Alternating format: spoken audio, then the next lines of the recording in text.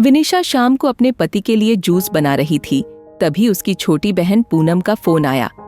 विनिशा ने जल्दी से फोन रिसीव किया और कहा, मैं अभी तुझे ही याद कर रही थी। तुझे आम का जूस पसंद है ना, इसलिए जब भी बनाती हूँ हमेशा तेरी याद आ जाती है। पर विनिशा की बहन पूनम बिल्कुल खामोश थी। जब विनिशा ने उसकी खामोशी का कारण पूछा तो पूनम की सिसकियों की आवाज विनिशा के कानों में साफ सुनाई पड़ रही थी। विनिशा बहुत घबरा गई और उसने पूनम से जोर देकर पूछा कि आखिर हुआ क्या है। तब पूनम ने डरते डरते बताना शुरू किया कि अभी मेरे मोबाइल पर किसी अनजान व्यक्ति का फोन आया था और वह मुझे कह रहा था कि वह मुझे जानता है और उसके पास मेरी कुछ फोटोज है और अगर मैंने उसकी बातें और शर्त नहीं मानी तो वह उन फोटोज को इंटरनेट पर डाल देगा। तब विनिशा ने पूनम से कहा, पूनम, ऐसे ही कोई गलत नंबर होगा, कोई सिरफिरा ऐसे ही तेरे मजे ले रहा होगा, तू डर मत, कुछ नहीं होगा ऐसा वैसा। तब पूनम ने घबराते हुए कहा, दीदी, मुझे उस इंसान से डर नहीं लग रहा, पर मुझे उसकी बातों से बहुत डर लग रहा है। यह कहकर पूनम रोने लगी। तभी विनिशा ने कहा, तो बताना उस इंसान ने क्या कहा है तुझे। तब पूनम बोली, उसने मुझे कहा है कि अगर वह मेरी फोटो इंटरनेट पर नहीं डाले तो मुझे उसकी सारी मांगे पूरी करनी होगी।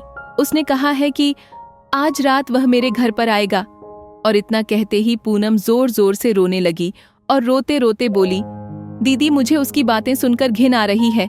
ऐसा लग रहा है जैसे उसने मेरे साथ कुछ गलत कर दिया हो। अगर अभी वह मेरे सामने आ जाए तो मैं उसे इसी वक्त जान से मार दूंगी। इतना कहकर पूनम चीखने लगी।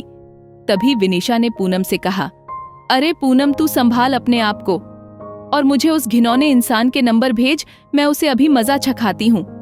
यह कहकर विनिशा ने फोन काट दिया। पूनम ने उस बदमाश के नंबर और उनके बीच हुई बात की रिकॉर्डिंग विनिशा को भेजी। जब विनिशा ने वह रिकॉर्डिंग अपने पति को सुनाई तो दोनों के होश उड़ गए। विनिशा और पूनम 2 बहनें हैं। उनकी मम्मी का अभी 3 साल पहले ही देहांत हो चुका है और विनिशा की शादी अभी 1 साल पहले ही हुई थी। घर में बस अब उसके पापा और पूनम ही हैं। अब मोबाइल पर ऐसी धमकी भरी अश्लील बातें कोई भी बेटी अपने पिता को आसानी से नहीं बता सकती, इसलिए पूनम ने सारी बातें अपनी दीदी भी विनिशा को बताई। अगले दिन ही विनिशा और उसका पति पुलिस स्टेशन पर जाकर उस इंसान के खिलाफ पुलिस कंप्लेंट करवा आए। बाद में जब पुलिस ने छानबीन की तो पता लगा वह लड़का पूनम के मोहल्ले का ही निकला, जो मानसिक गंदगी से पीड़ित था। उसकी सोच और उसके विचार हर एक लड़की के प्रति घिनौनी नजर रखते थे। उसे पता था कि पूनम की मम्मी का देहांत हो चुका है और वह दिन भर घर पर अकेली रहती है और वे इसका फायदा उठा सकता है।